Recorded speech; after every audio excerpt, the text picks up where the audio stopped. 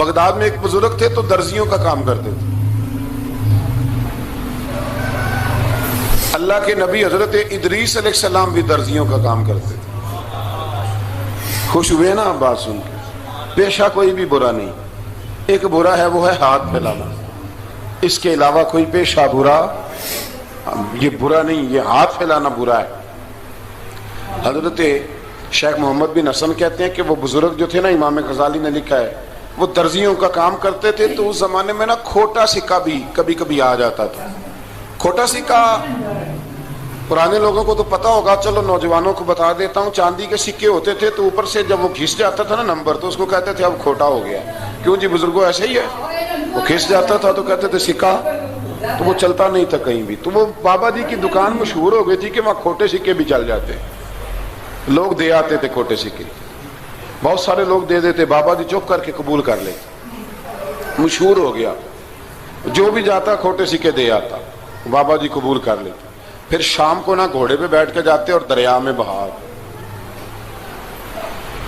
ایک دن کچھ بندے کھوٹے سکے لے کے آ گئے تو بابا جی ابھی مصلے پہ تھے، نماز پڑھ رہے تھے، تو بیٹے نے کپڑے دیے تو کھوٹے سکے وصول کیے. تو وہ کھوٹے سکے دینے والا شخص کھوٹے سکے دے رہا تھا تو وہ بچہ کہنے لگا تم نے بڑی عرصہ بیوقوف بنایا میرے ابا کو، کھوٹے سکے دے لے جاؤ. کہنے لگا تمہیں واقعی نہیں پتا چلتا کھوٹے ہیں؟ کہا ابا جی کا نہیں مجھے پتا، پر مجھے تو پتا ہے نا، اور میرا ابا شام کو کھول کے دیکھتا ہے تو پھر جو کھوٹے کھوٹے ہوتے ہیں انہیں دریا میں بہا کے آتا ہے، لے جاؤ اپنے. اتنی دیر میں بزرگ نماز سے فارغ ہوئے، کہنے لگے نہیں نہیں بیٹے رکھ لے، کھوٹے ہی رکھ لے. سننا بات. کہا جناب کیوں؟ فرمانے لگے میں کھوٹے اس لیے رکھ لیتا ہوں کہ لوگوں نے پیسوں میں ملا کے دوسروں کو بھی تو دینے ہیں نا، تو میں چاہتا ہوں چلو باقی لوگ نقصان سے بچ جائیں، ہمارا تو گزارا ہو ہی رہا ہے، باقی لوگ نقصان سے بچ جائیں. اور فرمایا پھر میں شام کو جا کے دریا میں ڈال کے آتا ہوں کہ کہیں میری اولاد بھی ان کو آگے نہ چلا دے. میں چاہتا ہوں کہ اور لوگ اس کام سے بچ جائیں. درویش کہتے ہیں کہ جب اس بابے کا آخری وقت آیا نا تو جو اس نے جملہ کہا میرا کلیجہ پھٹ گیا. آخری وقت جو اس نے دعا مانگی تو فرماتے ہیں میرے اندر وجد اور کیف کی صورت پیدا ہو گئی. فرماتے ہیں ان بزرگوں نے اپنے آخری وقت دعا مانگی، اے اللہ میں نے ساری زندگی کھوٹے سکے قبول کیے تاکہ تیرے بندے شر سے بچ جائیں، تو یا اللہ تو بھی اس کھوٹے سکے کو قبول فرما لے. اللہ میں نے کھوٹے سکے قبول کیے، کھوٹے، تاکہ تیرے بندے تکلیف سے بچ جائیں. تو مالک میں بھی کھوٹا ہی ہوں، اللہ تو بھی اس کھوٹے کو قبول فرما لے. اور یہ دعا مانگ کے نا تو کبھی روتے کبھی ہنستے. لوگوں نے کہا کیا ہوا؟ کہتے ہیں لگتا ہے رب نے کھوٹا سکہ قبول فرما لیا، لگتا ہے کہ اللہ نے کھوٹا سکہ قبول. لوگوں کو تکلیف سے بچائیں. ہمارا وجود یارو مطلب کیا ہو جائے گا 2 منٹ کے لیے سمجھ لیں کیا ہو جائے. یعنی اگر آپ بڑے غصے سے باہر آئے اور پاپڑ بیچنے والے پہ آپ نے غصہ نکال لیا سارا، میں رات کی ڈیوٹی کر کے آیا ہوں تھکا ہوا ہوں اور تو پاپڑ بیچنے آ گیا، تم لوگ بڑے نالائق ہو بدتمیز ہو، آپ نے یہ سخت جملے کہہ دیے، چپ کر کے وہ آدمی معذرت کر کے گزر گیا. وہ تو سارا دن پریشان رہے گا نا کہ میری غریبی کا مذاق اڑا. مطلب ہو کیا گیا، ہوا کیا اگر اس نے کوئی بات کر لی. اعلیٰ حضرت فاضل بریلوی کے خلیفہ تھے لاہور میں سید ابو البرکات شاہ صاحب رحمت اللہ تعالی علیہ. تو رات کو ایک شخص تراویح کے بعد حضرت سویا کرتے تھے. بہت سارے لوگ تو سو ہی نہیں پاتے رمضان کی راتوں میں، سو ہی نہیں پاتے، میں خود نہیں سو پاتا. اب تراویح سے اگر آپ 10:30 فارغ ہوئے تو 2 بجے اگر آپ کو دوبارہ اٹھنا ہے تو بیچ میں آپ کو کیا ملے گا؟ اگر آپ نے کچھ پڑھنا پڑھانا ہے، صبح درس دینا ہے، تو پھر تو آپ کے لیے بڑا اور یہ خاصا مشکل کام ہے، یہ خاصا مشکل کام ہے. آپ یقین کریں چند تفسیریں دیکھتے ہیں تو ٹائم بہت زیادہ ہو جاتا ہے. وہ پھر آگے سننے والوں پہ بھی ڈیپینڈ کرتا ہے ان کے مزاج مبارک کس طرح کے. سید صاحب رحمت اللہ علیہ نا عشاء کی نماز کے بعد تراویح پڑھ کے تو کچھ عبادت کی، کچھ مطالعہ کیا، صبح درس دینا تھا تو تھوڑی دیر کے لیے بوڑھے آدمی تھے، تھک گئے تو سو گئے. ایک بندہ نہ کہیں گیا ہوا تھا تو واپس آیا تو اس نے دروازے پہ دستک دی. تو سید صاحب کے بیٹے تھے، بخاری شریف کی شرح لکھی، بڑے عالم تھے، سید محمود رضوی صاحب رحمت اللہ. رضوی صاحب کہتے میں نے دروازہ کھولا، میں نے کہا ہاں جی بولو. کہنے لگا جی میں نے سید صاحب سے ملنا ہے. مفتی اعظم پاکستان تھے وہ، لاہور میں حزب الاناف ادارہ تھا، سید ابو البرکات شاہ. میں نے حضرت صاحب سے ملنا ہے. تو کہا کوئی حکم ہو تو مجھے نہیں, میں نے انہی سے ہی ملنا ہے. یہ بھی بڑا مسئلہ ہوتا ہے, میں نے انہی سے ہی ملنا ہے. چلو ٹھیک ہے جی, انہی سے مل لو. تو کہتے ہیں اتنی دیر میں نا سید صاحب بھی اٹھ کے آ گئے. محمود کون آیا؟ تو اس نے کہا حضور میں آپ کا ایک عقیدت مند ہوں, تو میں کہیں گیا ہوا تھا تو ابھی واپس آیا ہوں, تو مسئلہ نا کئی دفعہ پوچھنا کرتا ہوں تو بھول جاتا ہوں, ذرا بات کی نزاکت کو دیکھنا, بھول جاتا ہوں. تو یاد آیا تھا تو میں نے کہا چلو ابھی پوچھ آتا ہوں, گزر رہا تھا یہاں سے. میں پوچھو. کہنے لگا جی پوچھنا یہ تھا کہ جس نے فرض جماعت کے ساتھ نہ پڑھے ہوں رمضان میں, تو کیا وتر جماعت سے پڑھ سکتا ہے؟ مسئلہ پوچھنا تھا. علامہ محمود رضوی صاحب کہتے ہیں مجھے بڑا ہی غصہ آیا. میں نے کہا کہ پتہ نہیں کوئی اس وقت مشکل آ گئی ہے جو رات کو آیا ہے. کسی وقت انسان رات کو طلاق دے بیٹھتا ہے, کوئی ایسی بات ہو جاتی ہے تو عالم کے دروازے پر, یہ تو عام سا مسئلہ ہے, سویرے بھی پوچھ لیتا. اتنی تکلیف دی اس نے, کتنی بڑی اذیت ہے. اور ایسے ہوتا ہے, ہم نہیں احساس کرتے کہ یار تھوڑا سا دیکھ لیں, ماحول کو دیکھ لیں, طبیعت کو دیکھ لیں. مجھے بڑی اچھی طرح یاد ہے کہ میں نے ایک دفعہ نا ایک عالم سے مسئلہ دریافت کیا, وہ ہمارے استاد تھے, تو مجھ پہ ناراض ہوئے. میں بڑا پریشان ہوا کہ پوچھی تو میں نے دین کی بات تھی, تو استاد ہی ناراض ہو گئے. استاد واپس آیا تو یہ کہنے لگے تمہیں پتہ ہے میں شوگر کا مریض ہوں.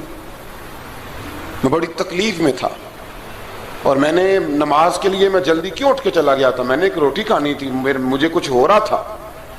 تو اب میں اگر تجھے انکار کرتا, دین کی بات تھوڑا دیکھ لیا کرو, مزاج کو سمجھ لیا کرو, تم سمجھتے نہیں, احساس نہیں پیدا کرتے. وہ بڑی اس وقت چیز سمجھ میں آئی کہ کچھ چیزیں ایسی ہوتی ہیں, ہر وقت انسان ایک موڈ میں نہیں ہوتا. آپ سمجھیں, بہرحال جو بات کرنا اس کو سمجھیے گا. تو وہ کہتے ہیں کہ سید صاحب نے اس کو کہا, میں بات ختم کرنے لگا ہوں, کہا کہ وہ اگر نہیں نہ پڑھے فرض جماعت کے ساتھ تو بہتر یہ ہے کہ وتر بھی جماعت سے نہ پڑھو. وہ بندہ مطمئن ہو کے چلا گیا.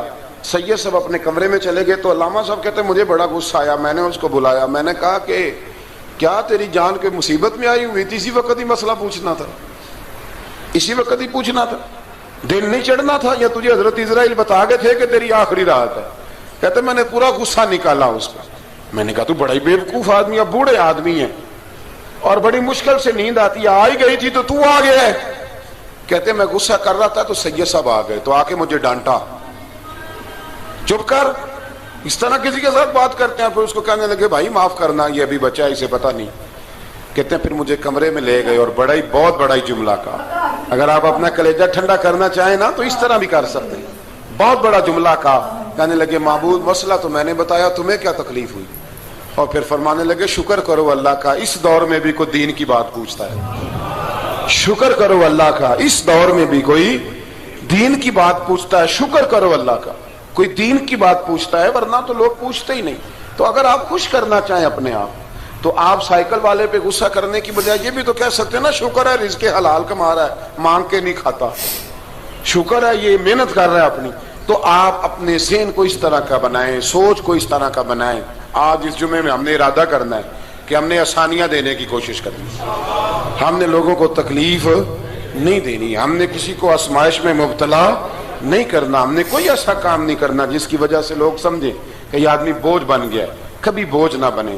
یارو کتنا بدبخت ہے وہ آدمی جس کے مرنے کی لوگ دعا مانگے, اس کے مرنے کی. حضرت عبداللہ ابن مبارک کے پڑوس میں ایک یہودی رہتا تھا, یہودی تھا, یہودی. حضرت عبداللہ ابن مبارک مکان بیچنے لگے. حضرت عبداللہ ابن مبارک کا پڑوسی مکان بیچنے لگا, وہ یہودی. تو کہا تو کہا کتنے کا؟ 2000 دینار کا. 2000 دینار. تو انہوں نے کہا کہ اس گلی میں, اس محلے میں تو 1000 دینار کا مکان ہے, تو تیرا 2 کا کیوں ہے؟ کہنے لگے 1000 میرے مکان کا اور 1000 عبداللہ ابن مبارک کے پڑوسی ہونے کا, اس لیے کہ اتنا شاندار پڑوسی تمہیں کبھی نہیں ملے گا جس کی ہم نے کبھی آواز ہی نہیں سنی. 1000 روپیہ لوں گا ان کے پڑوس میں جگہ دینے کا, 1000. تو وہ شخص کہنے لگا یہ تو نے عجیب بات کر دی, حالانکہ تو یہودی ہے, یہ تو نے عجیب بات کر دی. تو کہنے لگا 3 دن میری گلی میں آ کے رہ, تو دعائیں مانگے گا کہ یا اللہ میں یہیں رہنا چاہتا ہوں. تو دعائیں مانگے گا کہ اتنا اچھا انسان, اتنا خیال رکھنے والا, اتنا خیال والا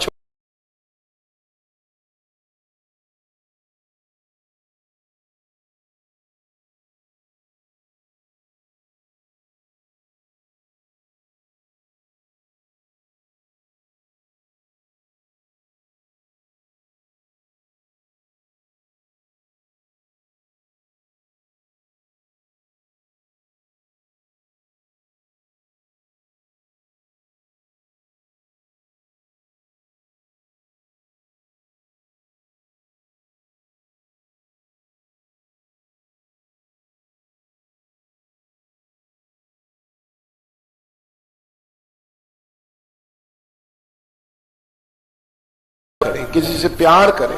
اور یارو چھوڑو مزدور بن جاتے ہیں. شیخ سعدی کہا کرتے تھے جب سے مخدوم بناؤں نا لوگوں سے خدمت کرانے لگاؤں مزہ ہی نہیں آیا. مزہ تو تب آیا ہے کبھی نانی کی خدمت, کبھی دادی کی خدمت, کبھی ابا کی خدمت, کبھی اس کی خدمت. کہتے ہیں وقت گزرا تو پھر استادوں کی خدمت, پھر اللہ نے موقع دیا تو پھر پیروں کی خدمت. اور کہتے ہیں میرا تو دل کرتا ہے میں مریدوں کی بھی خدمت ہی کروں, میرا تو دل کرتا ہے میں شاگردوں کی بھی خدمت ہی کروں. کہتے ہیں جو مزہ خدمت میں آیا ہے وہ خدمت کرانے میں یہ مزہ بھی لینے کی کوشش کریں. آج نا مخدوم بڑے ہی بن گئے ہیں, مخدوم بڑے ہی بن گئے. کس کس کی بندہ خدمت کرے؟ تو اس طرح کریں, کچھ خادم بھی تو پیدا ہونے چاہیے نا, کچھ خادم بھی پیدا ہونے چاہیے. مہمان خصوصی بڑے ہو گئے, کوشش ہونی چاہیے کچھ عام سے بھی مہمان بنے, عام سے بھی, جو خاص مہمان نہ ہوں, جن کا ارادہ ہو کہ نہیں ہم نے پیار ہی بانٹنا ہے. دعا ہے رب کریم کی بارگاہ میں اللہ خوبصورت دین پر خوبصورتی سے عمل